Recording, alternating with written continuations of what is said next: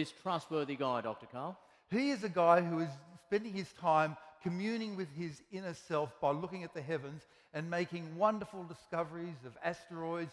He's discovered 36 comets that take a long time to get around, a bunch that take a short time to loop through the solar system. He's worked with many people, sharing the glory to do discoveries with them. And in fact, he holds the record as a comet counter up to 72. He is so good that he has actually had his own body named after him. 3173 McNaught is named in his honour. Okay, and so is this an image here of 3173 McNaught moving through space? Okay, so these are photos taken one day apart. Very far out, very weird body. Is it mine? We don't know. And you see everything else is stationary except for this one here, which turns out to be 18412 Krushelnitsky. Now this is not, Adam, I'd like to point out, you're fake. Pay $10 and have a star named after you, or buy 1 square metre of moon. This is real. This is on the NASA JPL homepage, and under the small body database browser, here you can see, look at that, 18412 Krushelnitsky 1993LX. That is my fabulous little asteroid, and here you can see in a wonderful orbit going between Mars and Jupiter. Here it comes going around, taking 5 years to do an orbit. And here is a picture, a movie of an asteroid. This is your asteroid? Well, no. This is an asteroid called Vesta. It's about 1,000 kilometres across. That one's 1,000 kilometres across. How big is yours? Oh, 25 metres or so, maybe a bit smaller. Yes, so it's not that big. But getting back to McNaught, here it is. Why did he do this? It says over here, Robert McNaught, 18412 Krushelnitsky, because I do all this stuff on the Talkback Radio with Zan and been a regular. One of the Sleek Geeks comedy science duo. Whoa, thank you. But one thing bothers me, Adam. He discovered this in 1993, and yet he waited 19 years until 2012 before he named it after me. And I don't know what's going wrong. Maybe it's that old thing that it only takes 30 years to become an overnight success, because I've been on Triple J, I've been on Double J. I was on when it was a single J and it was just me shouting really loudly in somebody's backyard. That's how far back it goes. And in fact, late last year, they surprised me by wheeling into the studio as a surprise present for me for my 30 years on radio, a cake in the shape of my favourite organ, the uterus. Why is the uterus your favourite organ, Karl? 2 reasons. Number one, we all come from it. It starts off the size of a clenched fist and expands big enough to hold a whole baby, and then comes down again. And during the average pregnancy is delivering 300 mils of blood to the baby every minute. That's every minute. And yet in a typical delivery, we'll lose only half a minute's blood supply. That's 150 mils. And the second thing is when it shrinks down without any wrinkles. If it had wrinkles, these would be weak points for the next time it expanded. So who knows what will happen in the future with skincare for us. But that is another story, Dr. Karl. So, looking as we were at asteroids out in space. 3, Yeah, 1, beautiful, isn't it? 2, 3. What's that, Adam? It's not 18412 Krushelnitsky.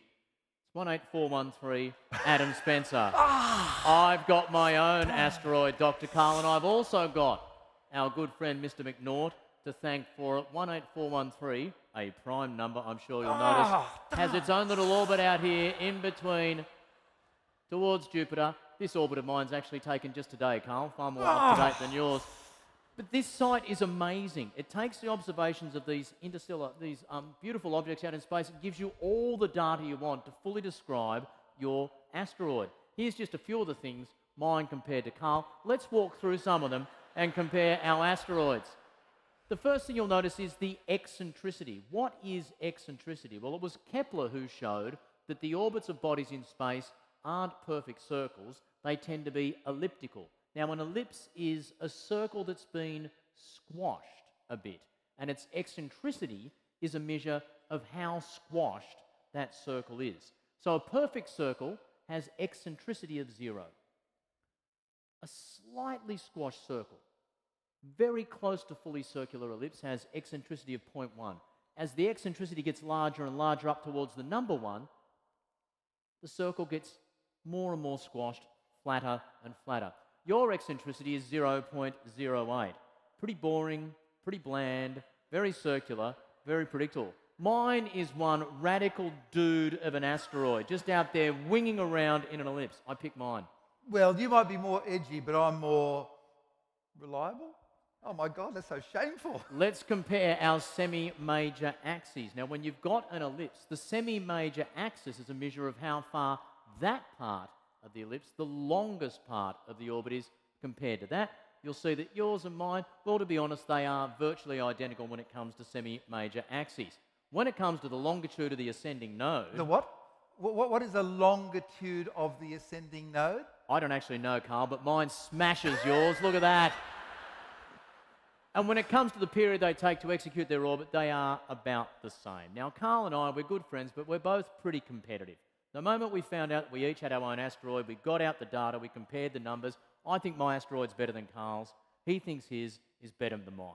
There's only one way we can resolve this. We need someone to judge this for us. Unfortunately, Seal was not available to come along this evening. He's off hanging out somewhere in a white suit. But Karl, we have someone here tonight who can make that judgment. We have a man who is the Seal, the Keith Urban, the Delta Goodrem of celestial bodies. Ladies and gentlemen, presented with the Nobel Prize for Physics in 2011. Give a big round of applause. Professor Brian Schmidt's here this evening, ladies and gentlemen. Brian, stand up. Oh. We are going to make him earn his keep tonight, because if there's anyone in this room who can look at the data on 2 different asteroids and be more naturally drawn towards one, who is it, Brian? Is it my crazy eccentricity versus Karl's predictability? Is it my slightly larger semi-major axes? Is it Karl's smaller longitude of ascending node? Which of those 2 asteroids reaches out to you? Well, it's a tough call, but I noticed that in one of the facts you didn't show, that yours is a little bigger than Karl's. So, but we know bigger doesn't really matter that much. But I also noticed that your higher eccentricity means you're faster. And that's a real bad thing.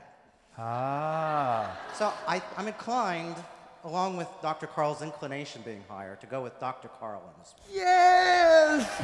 Yes! Okay. Cop that, Thank you very Adam. much, Brian. Yes! Thank you.